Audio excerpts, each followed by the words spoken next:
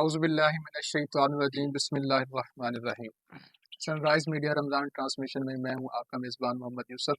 ایک بار پھر سے آپ کو خوش آمدید کہتا ہوں۔ اپنے پروگرام کا باقاعدہ آغاز میں تلاوت قرآن پاک سے کروں گا، جس کے لیے میں گزارش کروں گا حافظ طاہر بھٹا سے، جو کہ BSc 6 سیمسٹر کے اسٹوڈنٹ ہیں سن رائز کالج۔ جی طاہر صاحب۔ اعوذ باللہ من الشیطان الرجیم، بسم اللہ الرحمن الرحیم۔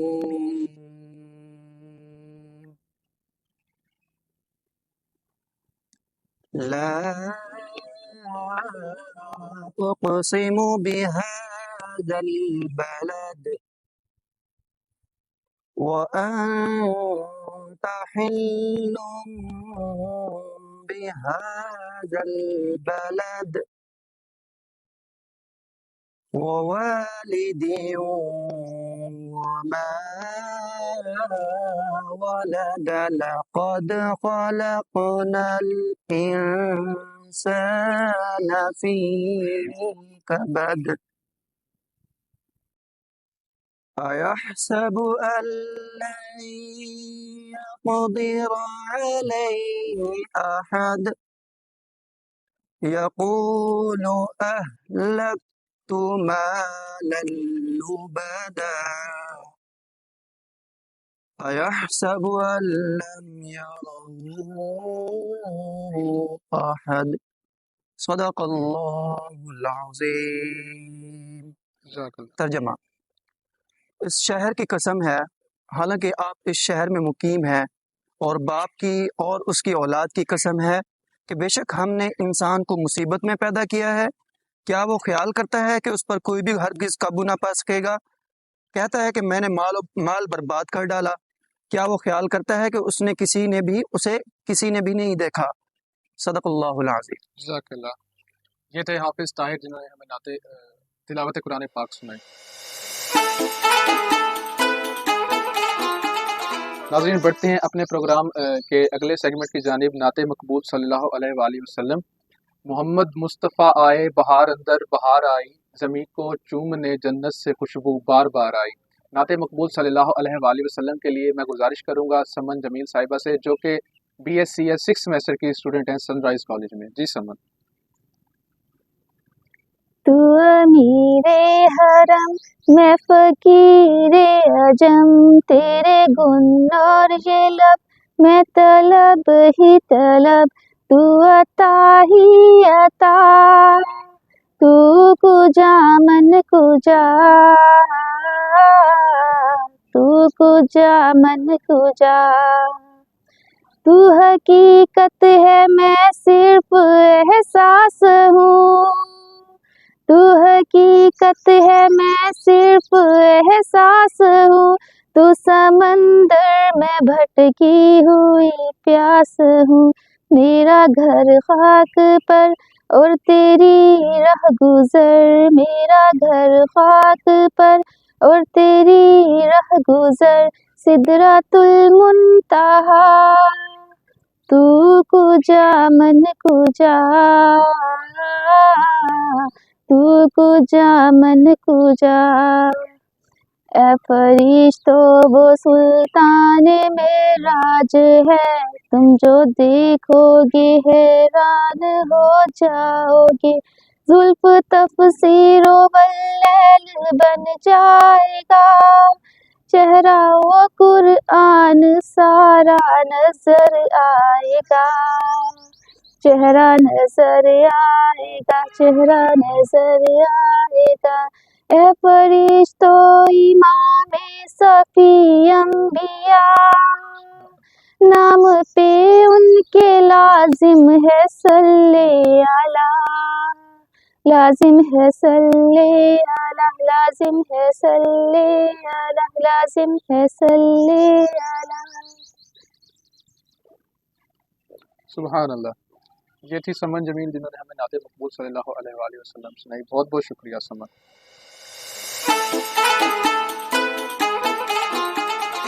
بڑھتے ہیں اپنے پروگرام کے اگلے سیگمنٹ کی جانب جو کہ ہے پاروں کا خلاصہ، جس کے لیے میں درخواست کروں گا ڈاکٹر علامہ منقاد احمد فیضی صاحب سے کہ وہ ہمیں 19ویں پارے کا خلاصہ کر کے بتائیں۔ جی ڈاکٹر صاحب۔ بسم اللہ الرحمن الرحیم، الحمد للہ رب العالمین والصلاة والسلام علی سید الانبیاء والمرسلین، اما بعد فاعوذ باللہ من الشیطان الرجیم، بسم اللہ الرحمن الرحیم۔ قال اللہ تبارک و تعالی فی القرآن المجید والفرقان الحمید فی شان حبیبہ قل ان کنتم تحبون اللہ فاتبعونی یحببکم اللہ، صدق اللہ العظیم۔ 19 رمضان المبارک اور 19ویں پارے کا خلاصہ، اس میں چند احکامات ہیں جو اللہ تبارک و تعالی نے اس میں بتائے ہیں، ان میں سے جو اہم ہیں وہ میں بیان کرتا ہوں۔ اللہ پاک نے اس میں ارشاد فرمایا وما ارسلناک الا مبشرا و نذیرا، اے پیارے حبیب علیہ الصلوۃ والسلام، ہم نے آپ کو مبشر و نذیر بنا کر بھیجا۔ مبشر کا مطلب ہوتا ہے خوشخبری دینے والا، نذیر کا مطلب ہے ڈرانے والا۔ یعنی کوئی بھی اگر ہم اچھا کام کریں گے، عمل صالح کریں گے، تو ان کے لیے نبی پاک صلی اللہ علیہ وسلم بتاتے ہیں کہ آپ لوگوں کے لیے اللہ کی طرف سے انعام ہے جنت، یہ خوشخبری ہے۔ اور اگر ہم کوئی ایسا کام الٹا کرتے ہیں یا جو شریعت کے خلاف ہے، اس کے لیے نبی مکرم صلی اللہ علیہ وسلم کو نذیر بنا کر بھیجا گیا۔ آگے پھر اسی پارے میں اللہ کے جو بندے ہیں، اللہ پاک نے فرمایا جو میرے بندے ہیں ان کی صفتیں کون سی ہیں، وہ اللہ تبارک و تعالیٰ خود ان کی صفتیں بیان فرما رہا ہے۔ وَعِبَادُ الرَّحْمَنِ الَّذِينَ يَمْشُونَ عَلَى الْأَرْضِ هَوْنًا وَإِذَا خَاطَبَهُمُ الْجَاهِلُونَ قَالُوا سَلَامًا۔ اب یہاں پر اللہ کے جو بندے ہیں جو زمین پر چلتے ہیں ٹھہراؤ کے ساتھ، نیچے دیکھ کے چلتے ہیں، نیچے جو مخلوق ہے اس کو بھی دیکھتے ہیں، یہ نہیں ہے کہ زمین پہ اکڑ کے چلتے ہیں، ان کی گردنیں تکبر سے اوپر ہوتی ہیں، نہیں، نیچے نگاہ کر کے چلتے ہیں۔ یہ اللہ کے بندے ہیں، یہ اللہ کے بندوں کی صفت ہے۔ اللہ پاک خود بتا رہے ہیں کہ میرے جو بندے ہیں وہ یہ صفت کے مالک ہیں۔ وَإِذَا خَاطَبَهُمُ الْجَاهِلُونَ قَالُوا سَلَامًا، اور جب ان کو پتہ یہ جاہل لوگ ہیں ان کو بس سلام کر کے چلے جاتے ہیں، سوال جواب نہیں کرنا جاہلوں سے۔ تو یہ ایک طرز عمل ہے کس کا؟ یہ عباد الرحمن جو اللہ کے بندے ہیں۔ اس کے بعد پھر اللہ پاک نے فرمایا کہ جو میرے بندے ہیں، جو میرے مومن ہیں، جو ایمان والے ہیں، ان کی ایک اور صفت بھی ہے، وہ کون سی ہے؟ وَالَّذِينَ يَبِيتُونَ لِرَبِّهِمْ سُجَّدًا وَقِيَامًا، پھر وہ جو اللہ کے نیک بندے ہیں، متقین ہیں، پرہیزگار ہیں، وہ کیا کرتے ہیں؟ رات اور دن اللہ کے حضور سجود اور قیام میں ہیں، یا ان کو دیکھیں گے ہم سجدوں میں ہیں، یا ان کو دیکھیں گے رات کو قیام میں ہیں۔ رات دن ان کا کام یہی ہے جو اللہ کے آگے جھکتے ہیں، سر بسجود ہوتی ہیں اللہ کے حضور۔ پھر کچھ ایسی بھی صفتیں بتائی گئی ہیں کہ انسان ایک گناہ کا پتلا ہے، انسان سے گناہ ہوتا ہے، انسان جتنا بھی گناہ بھلے کر لے پھر بھی اللہ تبارک و تعالیٰ نے بخشش رکھی ہوئی ہے۔ اس میں سے ایک چھوٹی سی مثال دے دو بخشش کی، پہلے قرآن آیت پڑھ لیتا ہوں۔ وَمَن تَابَ وَعَمِلَ صَالِحًا، جس نے توبہ کی، توبہ کے بعد پھر آگے عمل صالح کیا، عمل صالح کے بعد پھر کیا ہوگا؟ جب نیک عمل کرے گا جتنی گزشتہ گناہ ہیں سب ختم ہو جائیں گے، جب وہ اپنے صدق دل سے توبہ کرے گا اللہ کے حضور، تو اس کو پھر آگے کیا ہے؟ جب عمل صالح پہ آ جائے گا فَإِنَّهُ يَتُوبُ إِلَى اللَّهِ مَتَابًا، پھر اللہ تبارک و تعالیٰ اس کی توبہ قبول فرما لیتا ہے۔ اور توبہ قبول فرمانے کی چھوٹی سی مثال دیتا ہوں کہ قتل کے بدلے قتل قرآن میں ہے، قتل کے بدلے قتل ہے، مرد کے بدلے مرد، عورت کے بدلے عورت، باقاعدہ قرآن میں ہے۔ مگر ایک ایسا واقعہ جو نبی پاک صلی اللہ علیہ وسلم نے بیان فرمایا ہے، حدیث میں بھی ہے، مشہور واقعہ ہے، اس کو مختصر انداز میں بیان کرنا چاہتا ہوں۔ ایک شخص نے 99 مرڈر کیے، قتل کیے تھے، 99 کا قاتل تھا۔ اب قتل کے بدلے قتل ہے، ادھر سے 99 کا قاتل ہے۔ اب 99 کا جو قاتل ہے، اب اس کے دل میں رحم آیا کہ اللہ تبارک و تعالیٰ غفور بھی ہے، رحیم بھی ہے، بخشتا بھی ہے اور مہربان بھی ہے، رحیم ہے، بے شک اس کا جو ہے رحم و کرم بڑا ہے۔ بے شک اب ایک مفتی کے پاس جاتا ہے، اب دیکھیں مفتیوں کی بھی کیٹیگری ہے، ایک مفتی عالم جو ہے وہ حقوے ہیں، ایک ویسے ہیں جن کو پتہ ہی نہیں ہوتا ہے وہ بھی مفتی بن جاتے ہیں، جن کے بارے میں متعدد بار نبی پاک صلی اللہ علیہ وسلم نے بھی ارشاد فرمایا ہے یہ ان کا جو پڑھانا اور پڑھنا ہے یہ جہنم کا ایندھن ہے، جو اپنے لیے خود تیار کر رہے ہیں۔ تو جب اس مفتی صاحب کے پاس گیا، اس وقت کا جو مفتی ہوگا، تو نے پوچھا کہ یہ بتائیں میں نے 99 قاتل ہوں، 99 قتل کیے ہیں، کوئی بخشش ہے؟ انہوں نے کہا قتل کے بدلے قتل ہے، تمہاری کوئی بخشش ہی نہیں ہے۔ انہوں نے کہا چلو بخشش نہیں ہے، چلو تجھے بھی رگڑا دیتا ہوں۔ اس کو بھی رگڑا دے دیا، اس کو بھی قتل کر دیا، اب 100 کا قاتل ہو گیا۔ اب جو 100 کا قاتل آیا، پھر اس کے ذہن میں پھر خیال آیا کہ اللہ غفور بھی ہے، رحیم بھی ہے، پھر اللہ تعالیٰ کا وہ جو غفور ہونا وہ بھی اس کو یاد آ گیا، پھر رحیم بھی یاد آ گیا، پھر دوبارہ ایک جو ہے ایک اللہ والے کے پاس گیا۔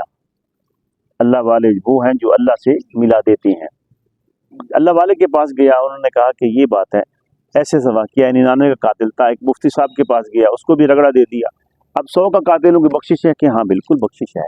اب بخشش کا طریقہ انہوں نے کہا ایسے کریں، آپ فوراً جائیں، یہ سامنے اللہ والوں کی بستی ہے، اللہ والوں کی، الا ان اولیاء اللہ لا خوف علیہم ولا هم يحزنون، جن کو نہ خوف ہے نہ ڈر ہے، وہ آپ کو توبہ استغفار کا طریقہ بتائیں گے، آپ ان کے پاس جائیں۔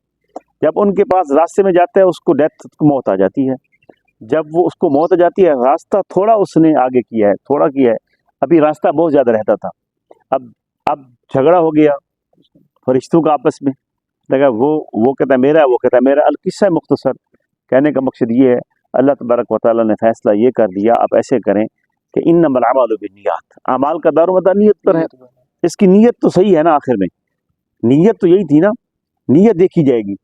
اب نیت یہ ہے کہ دیکھیں اس کا فاصلہ اب جو ہے نا اس کو ناپ کریں، فاصلے کی اب فاصلہ جو ہے اب ناپنا شروع ہو گیا، اب اللہ نے زمین کو حکم دیا ادھر سے جو ہے نا آگے چلے جا، فاصلہ زیادہ ہو جا، ادھر سے کم ہو جا، اب یہاں سے فاصلہ زیادہ ہو گیا، وہ جلتی ہو گیا، تو اللہ تبارک و تعالیٰ بخشنے بھی آئے، ومن تاب، جس نے توبہ کی، وعمل صالحا، اچھے عمل کر لیے، نیک عمل کر لیے، تو اللہ تبارک و تعالیٰ اس کی بخشش قبول فرماتا ہے۔ دعا اللہ تبارک و تعالیٰ سے جو کچھ میں نے بیان کیا اس پر ہم سب کو اور سننے والوں کو عمل کی توفیق عطا فرمائے، وما علینا الا البلاغ المبین۔ شکریہ ڈاکٹر صاحب، آپ نے ہمیں فارغ خلاصہ بتایا۔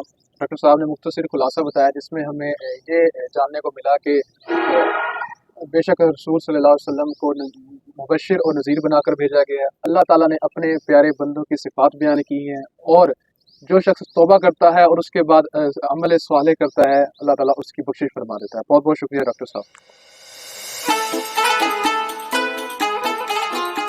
بڑھتے ہیں بلا توقف اپنے پروگرام کے اگلے سیگمنٹ کی جانب، جو کہ ہے رمضان کے فضائل کے حوالے سے حدیث شریف۔ میں گزارش کروں گا عائشہ ملک سیال صاحبہ سے، جو کہ جامعہ زین العابدین کی معلمہ ہیں، وہ ہمیں رمضان کے فضائل کے حوالے سے ایک حدیث شریف سنائیں۔ جی عائشہ۔ نحمده ونصلي ونسلم على رسوله الكريم اما بعد فاعوذ بالله من الشيطان الرجيم بسم الله الرحمن الرحيم قال الله تبارك وتعالى في القرآن المجيد والفرقان الحميد ان الله وملائكته يصلون على النبي يا ايها الذين آمنوا صلوا عليه وسلموا تسليما اللهم صل على محمد وعلى آل محمد۔ حضرت سیدنا عبداللہ بن عباس رضی اللہ عنہ روایت کرتے ہیں، رسول صلی اللہ علیہ وسلم نے فرمایا لوگوں میں سب سے بڑھ کر سخی تھے، اور رمضان شریف میں آپ صلی اللہ علیہ وآلہ وسلم خصوصاً بہت زیادہ سخاوت فرماتے تھے۔ جبریل امین علیہ السلام رمضان المبارک کی ہر رات میں ملاقات کے لیے حاضر ہوتے، اور رسول کریم رؤوف الرحیم صلی اللہ علیہ وآلہ وسلم ان کے ساتھ قرآن کریم کا دور فرماتے۔ جب بھی حضرت جبرائیل علیہ السلام آپ صلی اللہ علیہ وآلہ وسلم کی خدمت میں حاضر ہوتے تو آپ صلی اللہ علیہ وآلہ وسلم تیز چلنے والی ہوا سے بھی زیادہ خیر یعنی بھلائی کے معاملے میں سخاوت فرماتے تھے۔ اللہ تعالی ہمیں اور سب سننے والوں کو رمضان المبارک میں زیادہ سے زیادہ سخاوت کرنے اور قرآن مجید پڑھنے کی توفیق عطا فرمائے، آمین ثم آمین، وما علینا الا البلاغ المبین۔ بہت بہت شکریہ عائشہ صاحبہ، آپ نے ہمیں حدیث بتائی۔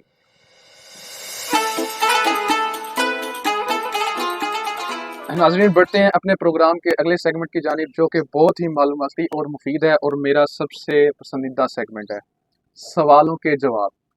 آج میں اپنی مہمان سے نفیسہ منقاد جو کہ معلمہ ہیں باب العلم کی، ان سے سوال و جواب کروں گا۔ میرا نفیسہ آپ سے پہلا سوال یہ ہے کہ سخت بھوک کی وجہ سے روزہ توڑنا کیسا ہے؟ مطلب اگر توڑ دیں تو کیا اس کا ہمیں مطلب؟ سخت بھوک میں روزہ توڑنا جائز ہے اگر روزہ دار کو اتنی سخت بھوک لگ چکی ہو کہ اس کی بیماری کا خدشہ ہو، اور ڈاکٹرز بھی اسے کہہ دیں کہ اگر اس نے روزہ نہ توڑا تو اس کی کوئی بیماری ہے جو بڑھ جائے گی، یا اتنی زیادہ سخت بھوک لگ چکی ہو کہ مر جانے کا خدشہ یا اندیشہ ہو، تو اس ایسی صورتحال میں روزہ توڑنا جائز ہے۔ معمولی طور پہ جیسے روزے میں بھوک لگتی ہے اس صورت میں جائز نہیں۔ اگر اتنی زیادہ سخت بھوک ہو کہ اس سے اگر بیماری کا بڑھ جانے کا خدشہ ہو، یا ڈاکٹرز بھی اسے کہہ دیں گے اگر اس نے روزہ نہ توڑا تو یہ مر جائے گا یا اس کی بیماری بڑھ جائے گی، اگر کوئی سیریس مسئلہ ہو تو روزہ توڑنا جائز ہے۔ ٹھیک ہے۔ اور میرا دوسرا سوال آپ سے یہ ہے کہ بھول کے دن میں کئی بار کھا پی لینا، جیسے ایک بار انسان نے بھول کے کھا لیا، پھر 2-3 گھنٹے بعد پھر دوبارہ وہ بھول گیا، پھر اس نے کھانا کھا لیا، تو روزہ ٹوٹ جاتا ہے اس سے؟ بھول کے اگر ایک بار کھایا جائے، 2 بار کھایا جائے، 3 بار کھایا جائے یا 4 بار کھایا جائے، اگر کھایا اس نے بھول کے ہے تو روزہ تو اس کا نہیں ٹوٹے گا، کیونکہ اس نے بھول کے کھایا ہے۔ شرط یہ ہے کہ بھول کے کھایا جائے، جان بوجھ کے نہ کھایا ہو۔ اگر بھول کے کھایا ہے تو جتنی مرتبہ بھی وہ کھا چکا ہے وہ معاف ہوگا۔ ٹھیک ہے۔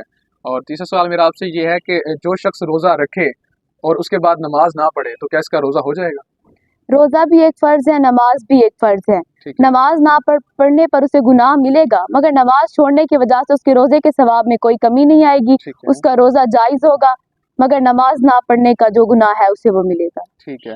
اور میرا آخری سوال، چوتھا سوال یہ ہے آپ سے کہ روزے کے دوران پسینے کا پانی اگر منہ میں چلا جائے تو اس سے روزہ ٹوٹ جاتا ہے؟ روزے کے دوران پسینے کا پانی اگر منہ میں 1-2 قطرے چلے جائیں اس سے روزہ نہیں ٹوٹے گا۔ دوسری صورت یہ ہے اگر اتنا زیادہ پسینہ آ چکا ہو کہ کافی سارا پانی پسینے کا اگر اس کے منہ میں، روزے دار کے منہ میں جا چکا ہے تو پھر اس سے روزہ ٹوٹ جائے گا۔ ٹھیک ہے۔ بہت بہت شکریہ نفیسہ، آپ نے ہمیں سوالوں کے جواب بتائے اور ہم نے آج ان سے بہت کچھ سیکھا۔ بہت بہت شکریہ نفیسہ۔ اسی کے ساتھ ہمارا سوال اور جواب کا سیگمنٹ اپنے اختتام کو پہنچتا ہے، اور تمام ناظرین سے درخواست ہے کہ اگر آپ کا کوئی بھی سوال ہو رمضان کے حوالے سے یا روزے کے مسئلے کے حوالے سے، آپ ہمیں کمنٹ کر کے پوچھ سکتے ہیں، انشاءاللہ ہم اس کا جواب آپ کو ضرور دیں گے۔ بہت بہت شکریہ۔ اسی کے ساتھ ہم بڑھتے ہیں اپنے پروگرام کے آخری سیگمنٹ کی جانب۔ میں ڈاکٹر علامہ منقاد احمد فیضی صاحب سے گزارش کروں گا کہ وہ ہمیں دعا کروائیں اور اس کے بعد ہمارا پروگرام اپنے اختتام کو پہنچے۔ جی ڈاکٹر صاحب۔ اللهم صل على سيدنا ومولانا محمد عدد ما في الله صلاة دائمة بدوام اللہ۔ اے پروردگار ہم سب کے اگلے پچھلے گناہ معاف فرما۔ اے رب العالمین، رمضان المبارک کے ان مقدس لمحات کا واسطہ ہے رب العالمین، جو سن رہے ہیں، جو آمین کہہ رہے ہیں، رب العالمین ان کے والدین اگر اس دنیا سے رخصت ہو گئے ہیں یا ان دونوں میں سے والد یا والدہ اس دنیا سے رخصت ہو گئی ہے، رب العالمین یا ہمسائے یا ملنے والے یا محبین یا اساتذہ یا تلامذہ یا سن رئیس کالج کے، ان میں سے کسی کے بھی اگر والدین میں سے یا والدہ میں سے اس دنیا سے رخصت ہو گئی ہیں، ان کی مغفرت فرما، بخشش فرما۔ اگر ان کے والدین زندہ ہیں رب العالمین ان کو شفاء کاملہ عطا فرما۔ اے رب العالمین ہم سب کی مغفرت فرما۔ اے رب العالمین ہم سب کو دین متین کی خدمت کرنے کی توفیق عطا فرما۔ اے رب العالمین تو غفور ہے، رحیم ہے، رب العالمین ہماری بخشش فرما، مغفرت فرما۔ اے رب العالمین ہمارے سابقہ جتنے گناہ ہیں معاف فرما۔